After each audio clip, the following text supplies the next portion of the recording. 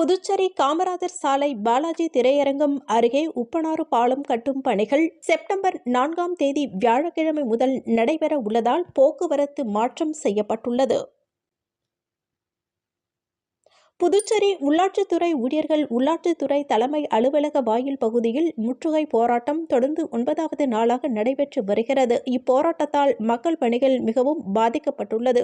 இதற்கு தீர்வு காணும் விதமாக மேலும் நகராட்சி கொம்யூன் பஞ்சாயத்து ஊழியர்களின் நியாயமான கோரிக்கைக்கு ஆதரவு தெரிவிக்கும் விதமாகவும் உருளையன்பேட்டை தொகுதி சட்டமன்ற உறுப்பினரும் புதுச்சேரி மனிதநேய மக்கள் சேவை இயக்க நிறுவன தலைவருமான நேரு என்கின்ற குப்புசாமி ஊழியர்களின் கோரிக்கையினை ஏற்று முதலமைச்சர் உள்ளாட்சித்துறை செயலரிடமும் துணை இயக்குநரிடமும் இது பற்றி கலந்து பேசி இதற்கான சுமூக முடிவு எடுக்கப்படும் என ஊழியர்கள் மத்தியில் உரை நிகழ்த்தினர். புதுச்சேரி மாநில நகராட்சி மற்றும் கொம்யூன் பஞ்சாயத்து ஊழியர்கள் கூட்டுறவு நடத்தும் இந்த போராட்டத்தில் வெற்றி பெற வாழ்த்துகள். அதே நேரத்தில் உங்களுடைய கோரிக்கையை வலியுறுத்தி நம்ம தொழிற்சங்கத்தோட சிஎம் பார்த்து பேசணும். அதில் முன்னாள் அமைச்சர் மல்லடி கிருஷ்ணாராவும் சங்கடமாக பார்த்து பேசுறதில்லை. ஃபைனான்ஸ் செக்ரட்டரி இதில் விருப்பம் இல்லைன்ற மாதிரி அவர் ஃபைலை அனுப்பிச்சிட்டாருன்னு சொல்கிறதுனால நாங்கள் என்ன செஞ்சோம், நைட்டு மதியானம் 3 மணி அளவில் ஃபைனான்ஸ் செக்ரட்டரி வர வச்சு உள்ளாட்சித்துறை இயக்குனர், கொம்யூன் நகராட்சி கமிஷனர்கள் மற்றும் அமைச்சர்லாம் இருந்தாங்க. ஒரு சிலர் ஆனால் தெரிஞ்சது நானும் சொல்லிட்டாரு. அதை எப்படி பண்ணுறதுன்னு சொல்லிட்டு அதோடைய சாராம்சம் சொன்னாங்க. அதை ஏற்றுங்க அவங்க ஃபைல் மூவ் ஆகி இன்றைக்கி ஜியோ வரும்ன்ற நம்பிக்கையில் தான் நம்ம நேற்று கூட நம்ம கிட்ட சொல்லிட்டு போனோம்.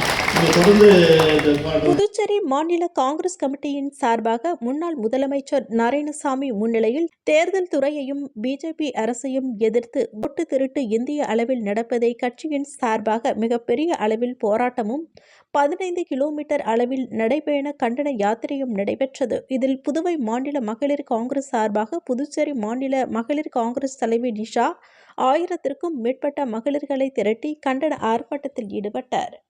MBBS, BTech, BSc நர்சிங் படிப்புகளுக்கு 4 ஆண்டுகளாக சென்டாக் நிதி உதவி கிடைக்காமல் மாணவர்கள் அவதியுற்று வருவதாகவும் இதற்கு அரசு விரைந்து நடவடிக்கை எடுக்க வேண்டும் என புதுவை மாணவர் பெற்றோர் நலசங்க தலைவர் நாராயணசாமி வேண்டுகோள் விடுத்துள்ளார். ஆப்கானிஸ்தானில் பயங்கர நிலநடுக்கம். ஆப்கானிஸ்தானில் ஏற்பட்ட நிலநடுக்கத்தில் உயிரிழந்தோர் எண்ணிக்கை 1000க்கும் மேல் உயர்வு. மிலாது நபி தினத்தை முன்னிட்டு வரும் 5ஆம் தேதி ஜிப்மரில் வெளிப்புற நோயாளிகள் சிகிச்சை பிரிவு இயங்காது என்று அறிவிக்கப்பட்டுள்ளது. அன்றைய தினம் அவசர பிரிவு உட்பட அனைத்து பிரிவுகளும் இயங்கும் என ஜிப்மர் நிர்வாகம் அறிவித்துள்ளது.